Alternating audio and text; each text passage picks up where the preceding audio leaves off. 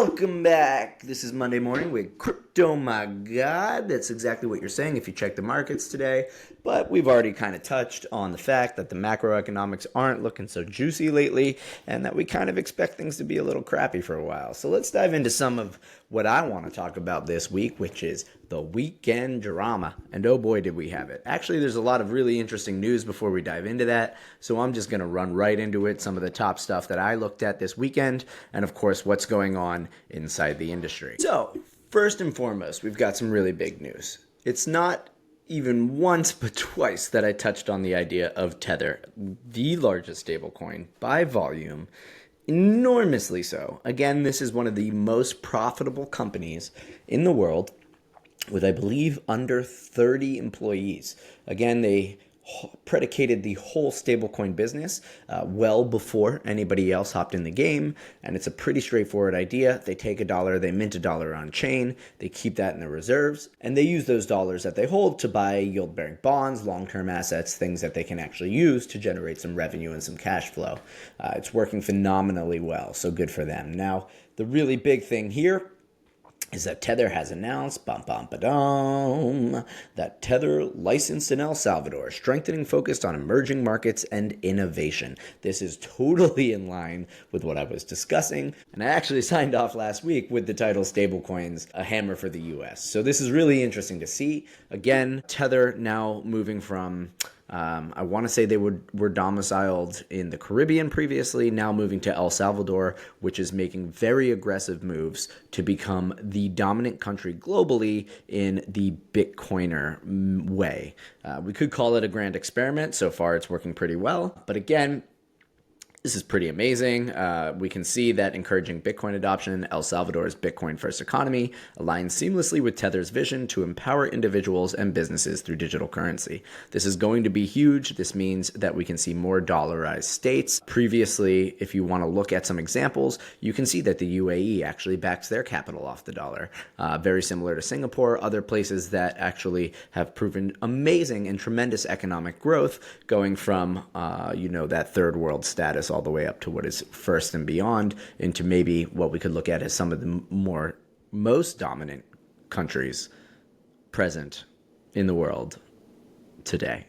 So anyway, that's big news. That's pretty crazy. Now, some of the naysaying that we see going on is Jamie Dimon says Bitcoin has no intrinsic value. The CEO of JPM Chase, this is something that he said previously. Now, what's kind of funny, he's gone as far as to say that anyone that is an employee of JPM Chase that chooses to transact on blockchain or even mess with these things would be fired, all the way through to pivoting to building assets. They do have a department around cryptocurrencies internally, and they are, very attracted to the ETFs and other products. If it can make a buck, he's not opposed to it. But this is always funny because just a quick look, and I actually found this violation tracker for JPM Chase, which is quite the amazing little website. Maybe my favorite little piece of candy that I've gotten recently, financial offenses. Let's just look at the top 5 offense groups because it's just nuts, right? Financial offenses, sure, 27 billion. Oh my God, these numbers are crazy, guys.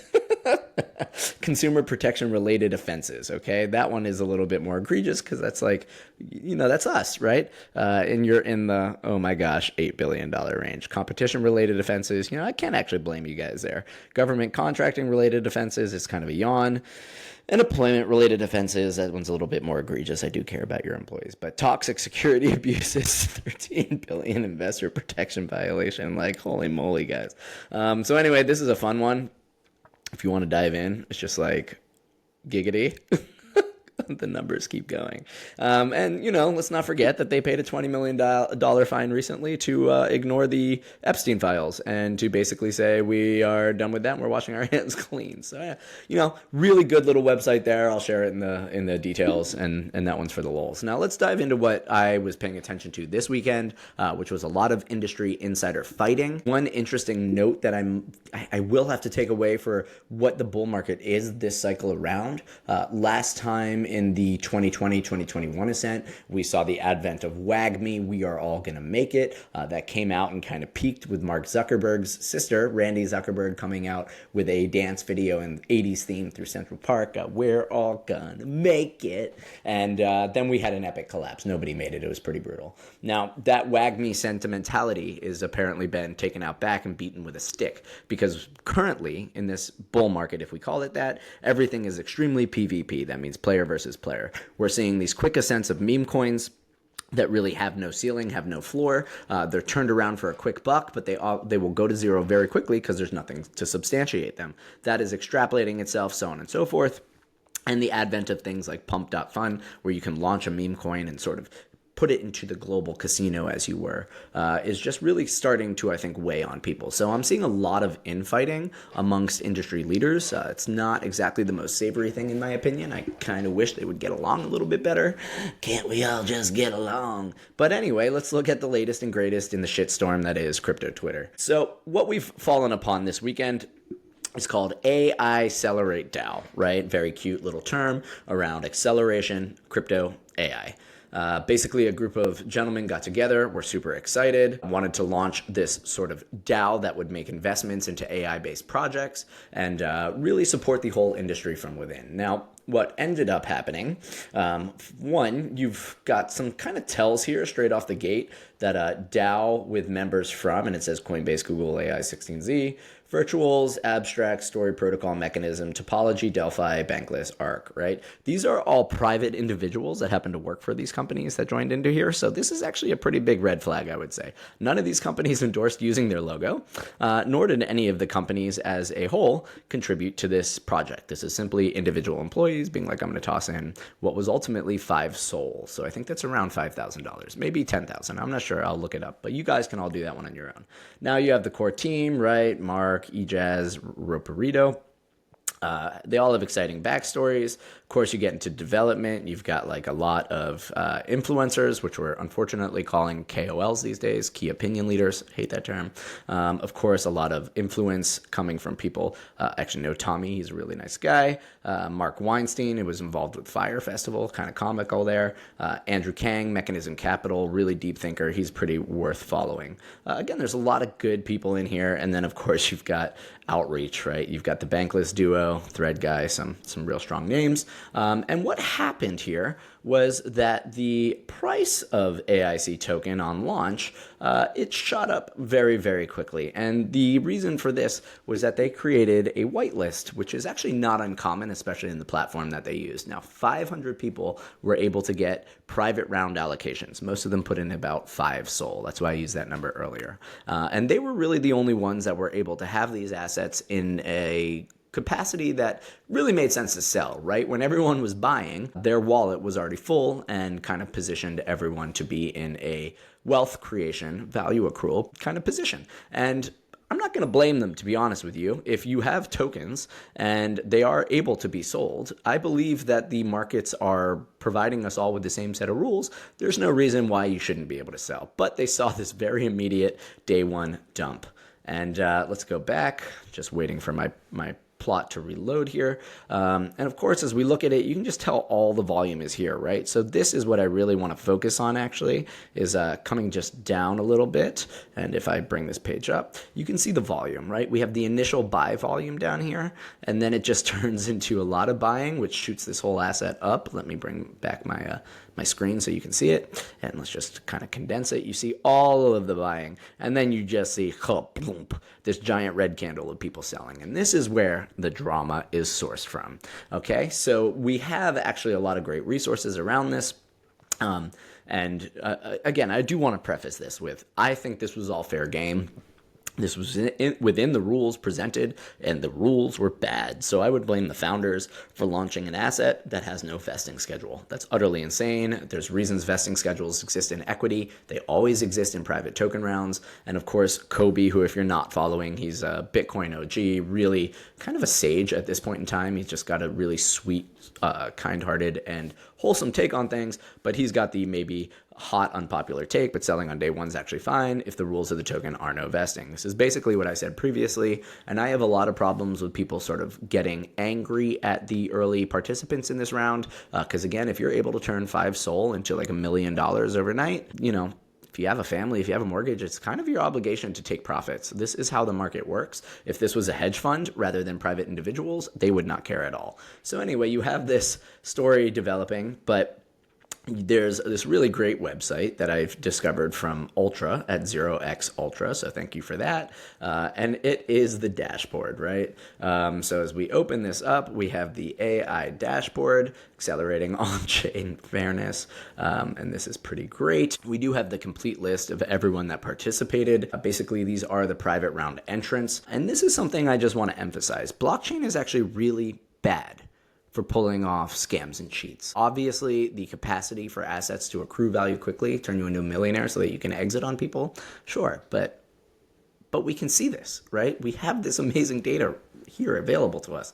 So not only do you have each participant, you have their wallet, you have the initial allocation of AICC, that is the asset, the current position that they hold, the balance changed, and the committed amount of SOL, right? So, five SOL, $877, right? And then the realized P&L is 243 SOL. So that's because he sold 10% here. We see the realized P&L. That's how you basically look at this. Of course, you have people that did minus 100%. That's really responsible for that aggressive selling, but at the end of the day, I'm not going to judge you. You made a great trade. I wish I was in there. But you can see you've got all these famous people, Trustless State, Thread Guy. But again, it's all, there's really great people in here. Nader David, awesome guy. Of course, you have a zero sell, right? So you can kind of look at this, make your own judgments. I'm not really telling you to lean either way. I just want you to see how amazing it is that you can actually find all of these thought leaders, these network participants. And again, if you do happen to find yourself in the radar of crypto sleuths, they will put together an amazing dashboard like this. I should add that, making a 1,000 SOL P&L trade, not terrible. So let's see, 100% selling gets you 187. I mean, that's not great, right? These wallets said that they were up $1 million.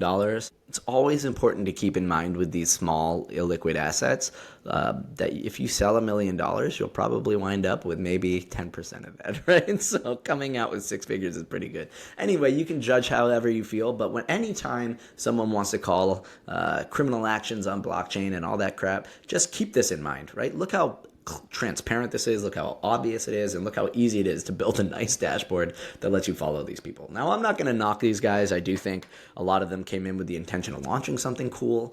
I'm early in projects very often. I will pump them up, or at least to the best of I can, because I want to help the founders, right? You're contributing, you're putting in work, you're hoping that this scores at the end of the day. Of course, the upside of crypto is that it does have the phenomenal capability to make returns. So my attitude is you're taking shots on the goal. If one of your shots turns 5 SOL into $1 million, you have done great, right? It's really about how you handle it and how you kind of manage the communications around it, right? Are you being shady or are you not being shady? But here it is again, same dashboard in light mode, very different for whatever you guys so desire. Now, where did this come from? This came from DAOS.FUN, which is an interesting idea to launch an LLM wrapped DAO. What this means is that you create an AI agent, which is essentially an LLM. You train it so that it can speak in Twitter, and you also connect it to a crypto wallet. That gives it the ability to not only tweet, but to also make trades on your behalf, right? Or on its own behalf. You seed it with the initial capital, it begins to trade. You give it its characteristics, so like what it talks about, the way it phrases things, how it discusses elements, and then you also give it its purpose. What is it trading for, right? Why is it making trades? What is going to activate a trade? Now, the biggest one is AI16Z, which was a really fun kind of idea. It's been the leader in the space. It was, rumor has it, given a grant by A16Z saying, hey, let's see if this bot can outperform our actual fund. Now, the cool thing about DAOS.FUN is that sure, the bot trades, X plus Y tokens and tries to make an accrue value. The real element here is that these are liquid tokens that can be traded on Phantom on Solana, and that gives a speculative element. That means other people that believe it could be doing something great or that just kind of hop onto the narrative. Again, crypto is a super narrative driven space.